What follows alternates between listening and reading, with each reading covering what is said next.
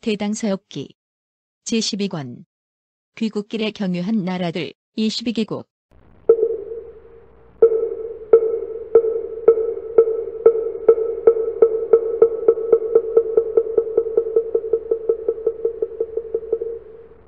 1.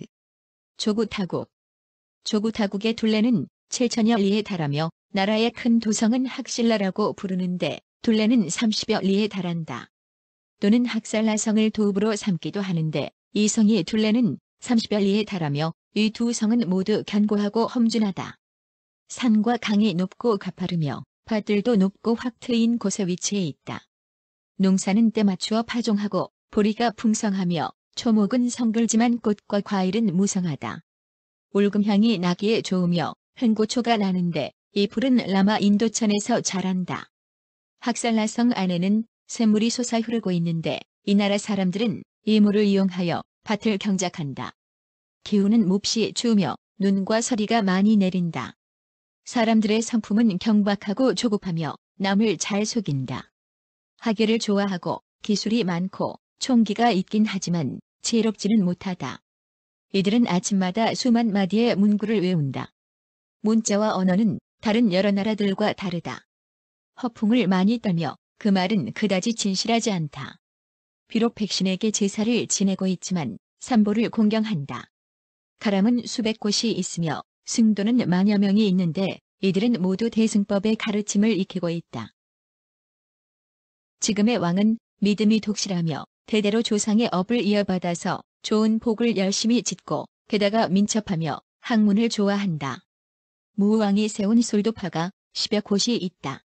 천사 수십 곳이 있는데 이교도들이 모여서 살고 있다. 이교도들 중에는 외도들이 많은데 그 무리는 매우 세력이 강하며 순하천을 섬기고 있다. 이 천씨는 옛날 가필시국 아로노산에서 이 나라의 남쪽 경계 수나히라산으로 옮겨와 살고 있었다. 그는 위험을 부리기도 하고 복을 베풀기도 하며 난폭한 일들을 저질렀다. 그를 믿고 기도하는 자는 반드시 소원을 들어주었지만 경멸하는 자에게는 재앙을 안겼다. 그러므로 멀고 가까운 곳에 있는 모든 사람들이 그를 우러러 섬기고 신분이 높고 낮음에 관계없이 그를 두려워해 기도하였다. 풍속이 다른 이웃 나라에서도 임금과 신하 그리고 무퍼슬라치들이 해마다 길일이면 약속을 하지 않아도 모여서 금은 등의 제보를 바치거나 소나 말 등의 가축을 앞다투어 바치며 자신들의 정성스러운 마음을 나타내 보였다. 금과 은이 땅에 깔리고 양과 말이 계곡을 가득 채웠지만 그들은 감히 분에 넘치는 희망을 품지 않고 그저 공양만을 올릴 뿐이었다.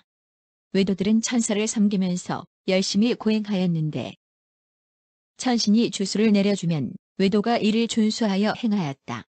그러면 많은 이들이 질병을 고치고 낫게 되었다. 이곳에서 북쪽으로 500여 리를 가다 보면 불류시설당 나국에 도착한다. 2. 불류시설당 나국 불류시설당 나국은 동서로는 2000여 리, 남북으로는 1000여 리에 달한다. 나라의 큰 도성을 호필라라고 부르는데 둘레는 20여 리에 달한다. 토지와 풍속은 조구타국과 같고 언어가 다르다. 기후는 몹시 추우며 사람들의 성품은 거칠고 난폭하다. 왕은 돌골 종족인데 삼보에 대한 믿음이 독실하고 학문을 숭상하며 덕 있는 자를 존경한다. 이 나라에서 동북쪽으로 산을 넘고 하천을 건너서 가필시국 변방에 있는 성이 작은 마을 수십 곳을 거치면 대설산 파라서나 대령에 이른다. 산마루는 매우 높이 솟아있고 험난한 고갯길이 심하게 경사져 있다. 굽이굽이 돌아서 좁은 길이 나 있고 벼랑과 암굴의 기복이 몹시 심하여 어떤 때는 깊은 계곡으로 어떤 때는 높은 벼랑 위로 올라가야 한다. 한여름에도 얼음이 얼기 때문에 얼음을 뚫어서 건너간다. 이렇게 3일을 가다 보면 그제야 산 정상에 도착할 수 있다. 찬바람이 매섭게 불어대고 쌓인 눈이 계곡에 가득 차 있기 때문에 길을 가는 사람들은 발을 멈출 수 없다. 날아다니는 송골매와 독수리들도 높이 날 때에는 단번에 날지 못하고 몇 발짝을 뗀 뒤에 비로소 날아간다. 아래로 산들을 내려다보면 마치 작은 무덤처럼 보인다. 선부주 안에서는 이 산고개가 특히 높으며 이곳에는 나무가 없고 오직 산봉우리만이 많은데 그런 봉우리들이 떼져 한 곳에 모여있는 모습은 마치 숲과 같다. 다시 3일을 더 가야 비로소 산고개를 내려갈 수 있으며 그러면 안달라박국에 도착한다. 3. 안달라박국. 안달라박국은 도하라국의 옛 땅이다. 둘레는 3천여 리에 달하며 나라의 큰 도성의 둘레는 14 내지 15리에 달한다. 대군주가 없으며 돌궐에게 복속되어 있다. 산이 연이어 늘어서 있고 강과 밭은 좁다. 기후는 몹시 춥고 눈보라가 세차게 분다. 농사는 풍요롭고 꽃과 과일이 잘 자란다. 사람들의 성품은 사납고 난폭하며 풍속은 기강이 없다. 죄와 복을 알지 못하고 학문을 익히는 일을 숭상하지 않는다. 오직 신의 사당에 제사 지내는 일만을 할 뿐 부처님의 법을 믿는 자가 거의 없다. 가람은 3곳이 있고 승도는 수십 명이 있는데 이들은 모두 대중부의 법을 따르고 익힌다. 솔도파가 하나 있는데 무왕이 세운 것이다. 이곳에서 서북쪽으로 계곡을 들어가고 산봉우리를 넘어 여러 작은 성들을 지나서 400여 리를 가다 보면 활실다국에 도착한다. 4. 활실다국. 활실다국은 도하라국의 옛 땅이다. 둘레는 천리에서 조금 모자라며 나라의 큰 도성의 둘레는 10여리에 달한다. 대군주가 없고 돌궐에게 복속되어 있다. 산이 많고 강이 좁으며 바람이 많이 부는 데다 날씨는 춥다. 곡식이 풍성하고 꽃과 열매가 풍요롭다. 사람들의 성품은 난폭하고 풍속에는 법도가 없다. 가람은 3곳이 있는데 승도는 적다. 이곳에서 서북쪽으로 산을 넘고 계곡을 건너 여러 성읍들을 지나서 300여 리를 가다 보면 활국에 도착한다. 5. 활국. 활국은 도하라국의 옛 땅이다. 둘레는 2천여 리이며 나라의 큰 도성의 둘레는 20여 리에 달한다. 군주가 따로 없으며 돌궐에게 복속되어 있다. 토지는 평탄하고 농사는 때에 맞추어 파종한다. 초목이 우거지고 꽃과 열매가 고루 번성하다. 기후는 온화하고 화창하며 풍속은 순박하다. 사람들의 성품은 조급하고 거칠며 무직으로 만든 옷을 입는다. 많은 사람들이 삼보를 믿으며 여러 신들을 섬기는 이들은 적다. 가람은 10여 곳이 있고 승도의 수는 100명인데 이들은 대소승을 함께 닦고 익히고 있다. 이 나라의 왕은 돌궐인인데 젊은 이남의 여러 작은 국가들을 관장하고 있다. 그는 철새처럼 여러 지방을 옮겨다니면서 거주하며 언제나 같은 마을에 머물지 않는다. 이곳에서 동쪽으로 가면 총령로 들어가게 된다. 총령이란 선부주 가운데에 의거하고 있으며 남쪽으로는 대설산에 접해 있고 북쪽은 열의 천천에 닿고 서쪽으로는 활국에 닿으며 동쪽으로는 오쇄국에 닿는다. 동서남북이 각각 수천 리에 달하는데 벼랑과 봉우리가 수백 겹으로 이루어져 있고 계곡이 깊고 험난하며 언제나 얼음과 눈이 쌓여 있고 찬바람이 거세게 불어댄다. 파가 많이 나기 때문에 총령이라고 부른다. 또 산과 벼랑이 부르기 때문에 이런 이름이 붙여졌다고도 한다. 동쪽으로 100여 리를 가면 몽건국에 도착한다. 6. 몽건국. 몽건국은 도하라국의 옛 땅이다. 둘레는 400여 리이며 나라의 큰 도성의 둘레는 15 내지 16리에 달한다. 토지와 풍속은 활국과 대체로 같다. 대군주는 없으며 돌궐에게 복속되어 있다. 이곳에서 북쪽으로 가면 아리니국에 도착한다. 7. 아리니국. 아리니국은 도하라국의 옛 땅이다. 박추하의 양쪽 기슭을 끼고 있으며 둘레는 300여 리에 달한다. 나라의 큰 도성의 둘레는 14 내지 15리이며 기후와 풍속은 대체로 활국과 같다. 이곳에서 동쪽으로 가면 갈라호국에 도착한다. 8. 갈라호국. 갈라호국은 도하라국의 옛 땅이다. 북쪽으로는 박추하의 임에 있는데 둘레는 200여 리에 달한다. 나라의 큰 도성의 둘레는 14 내지 15리에 달한다. 토지와 풍속은 대체로 활국과 같다. 몽건국으로부터 동쪽으로 험준한 고개를 넘어 계곡을 거쳐 여러 하천과 성을 지나서 300여 리를 가면 흘률술마국에 도착한다. 9. 흘률술마국. 흘률술마국은 도하라국의 옛 땅이다. 동서로는 10여 리이고 남북으로는 300여 리이다. 나라의 큰 도성의 둘레는 15 내지 16리이다. 토지와 풍속은 몽건국과 대체로 같다. 다만 사람들의 성품은 다른 나라와 달리 난폭하고 악하다. 북쪽으로 가면 발리갈국에 도착한다. 10. 발리갈국은 도하라국의 일당이다. 동서로는 100여 리, 남북으로는 300여 리에 달한다. 나라의 큰 도성의 둘레는 20여 리이다. 토지와 풍속은 흘률술마국과 대체로 같다. 흘률술마국으로부터 동쪽으로 산을 넘고 강을 건너 300여 리를 가면 히마달라국에 도착한다. 11. 히마달라국은 도하라국의 일당이다. 둘레는 3천여 리에 달하며 산과 강이 줄지어 이어지고 토지는 비옥하다. 농사가 잘 되고 보리가 많이 난다. 온갖 꽃들이 아름답게 피어나며 과일들도 풍성하다. 기후는 매섭게 춥고 사람들의 성품도 난폭하고 급하다. 죄와 복을 알지 못하고 생김새는 천하게 생겼지만 행동거지는 의젓하다. 무직과 가죽옷을 입어서 돌궐과 아주 똑같다. 결혼한 여인의 경우 머리에 관으로 나무뿔을 쓰는데 높이는 삼척남짓하다. 앞은 두 갈래로 갈라져 있는데 이것은 남편의 부모를 상징하고 있다. 위에 가지는 아버지를 나타내고 아래에 가지는 어머니를 나타낸다. 먼저 세상을 떠나는 사람에 따라서 그에 해당하는 가지를 없앤다. 시부모가 함께 사망하였을 때에는 물관을 아예 내버린다. 이 나라는 초기에 강대한 국가였으며 왕은 석가 종족이었다. 총령의 서쪽 나라들이 대체로 신하의 예를 갖추었으며 국경이 돌궐과 이웃하고 있었으므로 결국 그 나라 풍습에 물들고 만 것이다.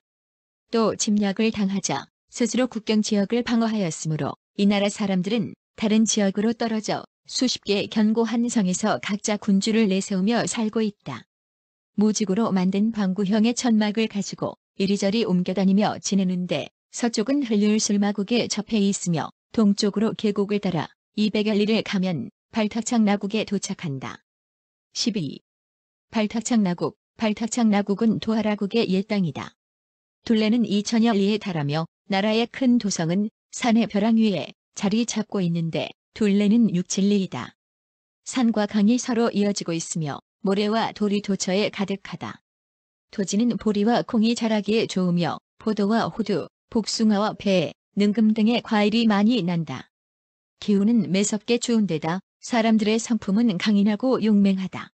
풍속은 예법을 모르고 하계를 알지 못한다.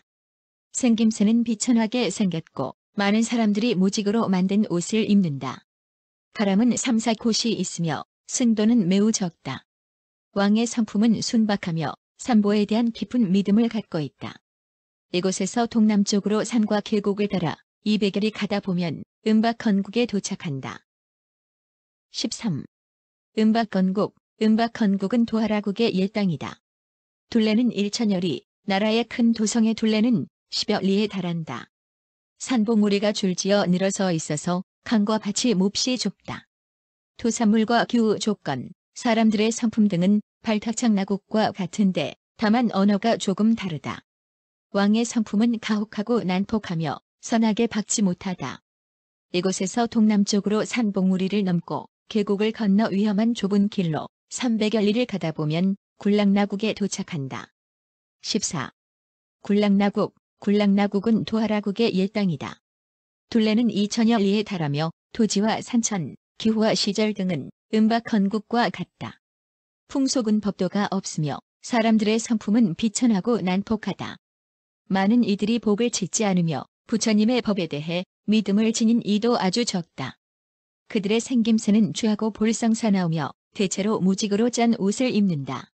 산의 암석에서는 순금이 많이 나는데 이것은 그 돌을 쪼개고 가른 뒤에 얻을 수 있다. 가람의 수가 적어 자연히 승도들도 적다. 이 나라의 왕은 순박하며 삼보를 숭배하고 존경한다. 이곳에서 동북쪽으로 산을 오르고 계곡으로 들어가 온갖 고생을 하면서 500여 리의 길을 걷다 보면 달마실 철제국에 도착한다. 15.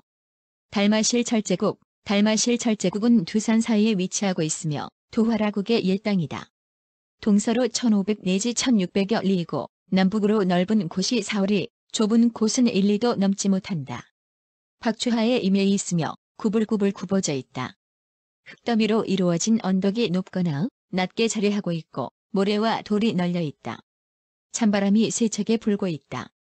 보리와 콩만을 심으며 나무와 숲은 적고 꽃과 과일도 거의 없다.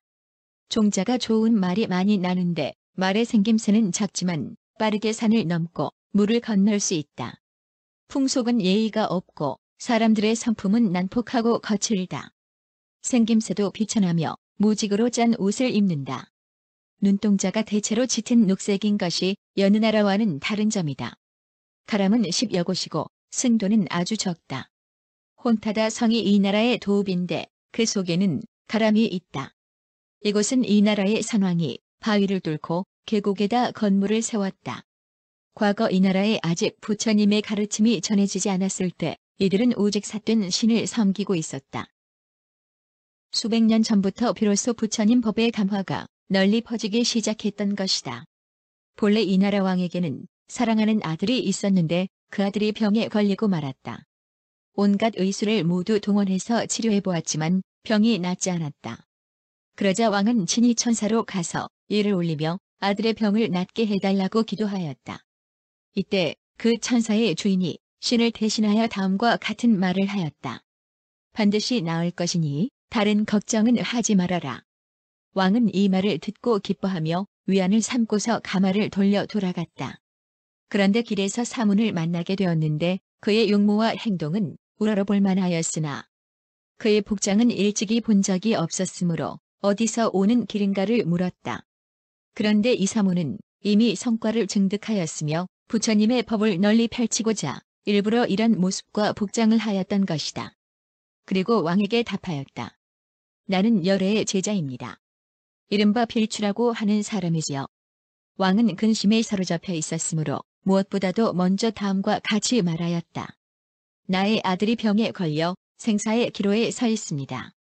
사문이 말하였다. 왕의 조상들의 영혼을 불러 올 수는 있어도 사랑하는 아들을 살리기는 어렵겠습니다. 왕이 말했다. 천신은 아들이 죽지 않을 것이라고 말하고 사문은 죽는다고 말하니 세상을 속이는 자들의 말을 어떻게 믿을 수 있단 말인가. 잠시 후 왕이 궁중에 당도하고 보니 아들은 이미 죽어 있었다. 왕은 아들의 죽음을 발설하지 말도록 조치하고 다시 신주에게 가서 물었다. 그런데도 신주는 여전히 이렇게 말하였다. 죽지 않을 것이다. 아들의 병은 치료될 수 있다. 왕이 이 말을 듣자 크게 분노하여 신주를 묶고서 그 죄를 거론하면서 꾸짖었다. 너희들은 무리지어 살면서 오래도록 악을 행하고 망령되게 위엄과 복을 행사하여 왔다. 내 아들이 이미 죽었는데 어찌하여 여전히 치유될 수 있다고 말하는가. 이는 사람들을 그릇되게 하고 속이는 일이니 그 누가 참을 수 있겠는가. 신주를 죽이고 영묘를 없애버려야 마땅하다. 이에 신주를 죽이고서 신상을 없애 박추하에 던져버리고서 가마를 돌려 궁으로 돌아갔다. 또다시 사문을 만나게 되자 왕은 사문을 보고 기뻐하고 존경하는 마음으로 머리를 조아리고 사죄하며 말하였다. 일찍이 지혜로운 인도를 받지 못하여 삿된 길에 발을 디뎠습니다. 유사스러운 폐해가 비록 오래전부터 자행되어 왔으나 이제 개혁하고자 합니다. 부디 발길을 이곳으로 돌리셔서 궁실에 기거하여 주소서. 사문은 왕의 정을 받아들여서 궁 안에 머물렀다. 왕은 아들을 장사 지내고 난 뒤에 사문에게 말하였다. 인간의 세상은 어지럽게 삶과 죽음이 돌고 돕니다. 내 아들이 병에 걸린 뒤 아들의 생사에 관해 질문을 하였더니 신은 망령되게 반드시 쾌차할 것이라고 답하였습니다. 그러나 앞서 가르침을 듣고 보니 과연 헛된 말씀이 아니었습니다. 이런 법이라면 받아들일 수 있을 것입니다. 부디 가엾게 여기셔서 이 어리석은 무리들을 인도하여 주소서. 마침내 사문에게 청하여 가람을 짓도록 계획을 세우고 법도에 따라 건립하였다. 이때부터 불교가 널리 퍼지게 되었다. 옛 가람 속에는 정사가 있는데 이것은 나안을 위해서 세운 것이다. 가람의 큰 정사 속에는 돌로 만들어진 불상이 있는데 불상 위에는 금동으로 만든 둥근 일선이 걸려있고 온갖 보석으로 장식되어 있었다. 사람들이 그것을 에워싸고 돌면 일산도 따라서 돌고 사람이 멈추면 일산도 따라서 멈추니 신령스러운 감흥은 헤아릴 길이 없었다. 옛 노인들의 말에 의하면 이것은 성인의 원력이 미치기 때문이라고 하고 또는 내부적인 장치의 신기한 기술로 말미암은 것이라고도 한다.